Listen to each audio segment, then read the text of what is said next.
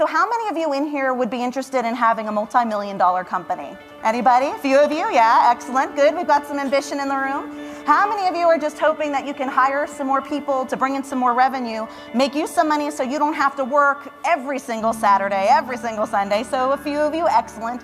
Listen, no matter what those goals are, there are a few things that you're going to have to do in order to make your business grow. And you are going to have to make your mark.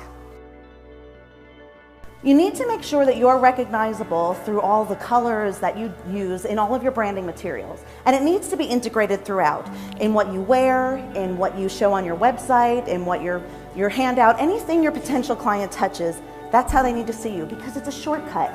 It's like a subliminal message in their memory that you are somewhat familiar. Each and every time you have the opportunity to be in front of someone who is a decision maker, who's either going to be a person who refers you business or a person who can actually be your client, you have to put your best foot forward every single time.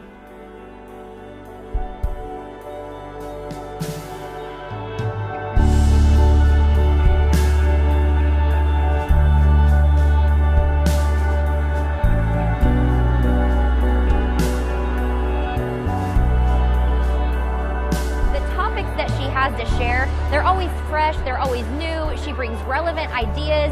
She brings research back from the industry and the clients that we need to hear from. And she was just a wealth of information and a true professional, and I really, really look forward to implementing some of the information that she gave us. I know I'm going to go back reevaluate our website and some of the different things we do to showcase our professionalism and how we act in meetings. So thanks, Susan, for the great tips. I've done a lot of research into this because I'm going to tell you I was never good at having difficult conversations. So I'm not coming to you as a person who has always done this brilliantly, but I'm coming to you as a person who has learned.